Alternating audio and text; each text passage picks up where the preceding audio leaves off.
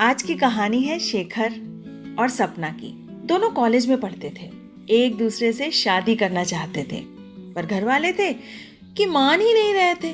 काफी समझाने के बाद घर वाले तैयार हुए। शादी तो हो गई, पर शेखर की नौकरी छूट गई। सपना अभी भी नौकरी कर रही थी। कुछ समय बाद शेखर की नौकरी लग गई।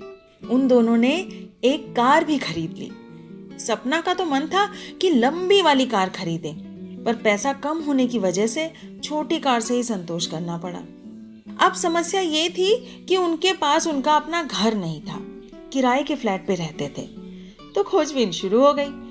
बड़ी मुश्किल से सपना को एक 4 बेडरूम लग्जरी अपार्टमेंट पसंद आया।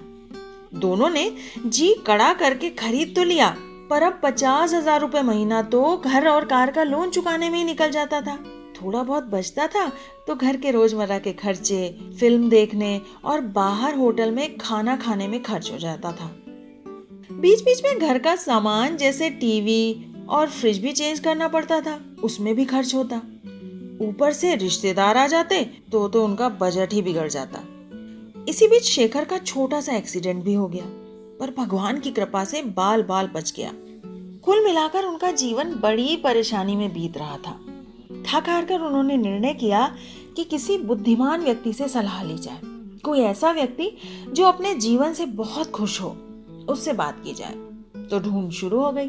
उनका ये क्रियाकलाप बगल के फ्लैट वाली महिला काफी समय से देख रही थी। तकरीबन 70 वर्ष की वो महिला उस लग्जरी फ्लैट में अकेले ही रहती थी। उससे कभी कोई मिलने नहीं आता था। हाँ, कभी कभार कुरियर वाला जरूर आता था जो उनको डाक वगैरह बाहर से ही देकर वापस चला जाता था। अब हुआ यूं कि एक बार सपना और शेखर कहीं से वापस घर आ रहे थे कि लिफ्ट में कुछ खराबी आ गई। लिफ्ट बीच में ही रुक गई। उन दोनों के साथ वो महिला भी लिफ्ट में थी। सपना और शेखर ने तो लिफ्ट में ही बहस करना शुरू कर दिया। दोनों एक दूसरे को लिफ्ट खराब करने का दोषी बता रहे थे और फिर अपनी किस्मत को कोस रहे थे। महिला बड़े शांत भाव से मुस्कुराते हुए उन्हें देख रही थी। सपना को बड़ा गुस्सा आया। उसने चिढ़कर कहा, आप भी तो लिफ्ट में फंस गई हैं। आप क्यों इतना खुश हैं? आपके पास अगर वॉचमैन का नंबर है तो फोन करिए उसे। वो महिला बड़ी शांति से बोली, थोड़ा इंतजार कर लो, लिफ्ट ठीक हो जाएगी, मैंने मैसेज कर दिया है। अरे क्यों कर ले इंतजार? एक तो इतनी देर हो गई, सुबह ऑफिस जाना है, सारा का सारा शेड्यूल बिगड़ जाएगा। सपना मुंह बनाकर बोली और फिर शेखर के साथ बहस करने लगी। महिला ने पूछा, चाट खाती हो?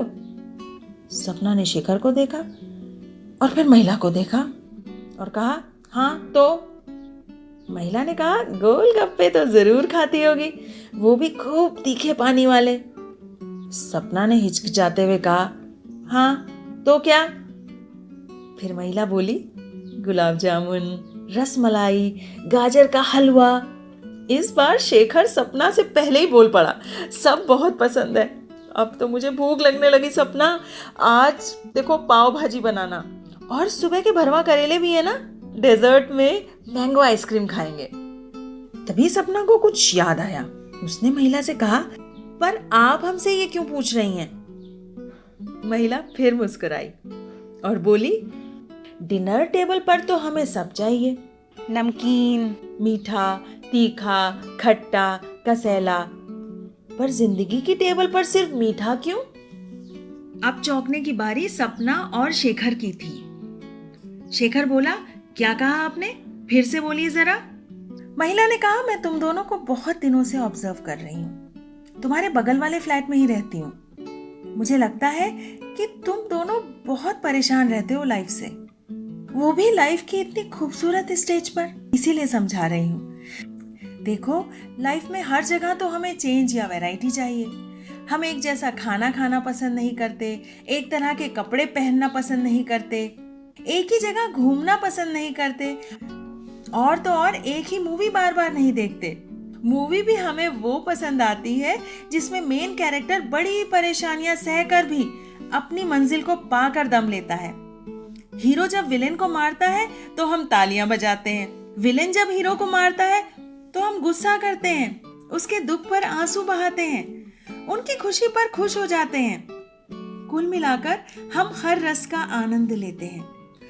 पर जब हमारी लाइफ पर बात आती है तो हमें सब कुछ स्मूथ चाहिए। अरे छोटे मोटे चैलेंजेस नहीं होंगे तो लाइफ का क्या मजा है। और यही छोटे मोटे चैलेंजेस हमें लाइफ के बड़े चैलेंज को फेस करना सिखाते हैं। तो माय डियर, लाइफ में जो मिला है उसे एंजॉय करना सीखो, नहीं तो ये वक्त भी निकल जाएगा और फिर हाथ में कुछ नहीं आएगा। तभी अचानक लिफ्ट ठीक हो गई और 1 मिनट के अंदर ही वे अपने फ्लोर पर आ गए थे। उन्होंने उस महिला को बड़े प्यार से थैंक यू बोला और अपने फ्लैट का दरवाजा खोला। उनको लगा मानो उन्होंने एक नई दुनिया में कदम रख लिया है।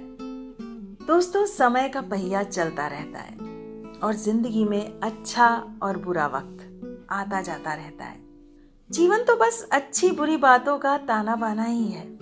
अगर हम इसे एक एक्सपीरियंस की तरह लेंगे तो हम लाइफ के हर पल को एंजॉय करेंगे। दूसरी बात यह है कि इस तरह से हमारे अंदर जीवन की कठिन परिस्थितियों में जूझने की शक्ति आ जाएगी और फायदा ये होगा कि कुछ प्रॉब्लम्स को तो हम अपने एटीट्यूड से ही ठीक कर लेंगे और कुछ समय के साथ अपने आप ठीक हो जाएंगे। जिंदगी बड़ी ही खूबसूरत है, बस एक सही नजरिए की जरूरत है। इम्तिहान नहीं कि पास ही होना है, सफर है सुहाना, मजा लेने की जरूरत है। दोस्तों, अगर अभी तक आपने हमारे YouTube चैनल को सब्सक्राइब नहीं किया है तो प्लीज़ इसे सब्सक्राइब करें और बेल आइकन को दबाना ना भूलें। धन्यवाद।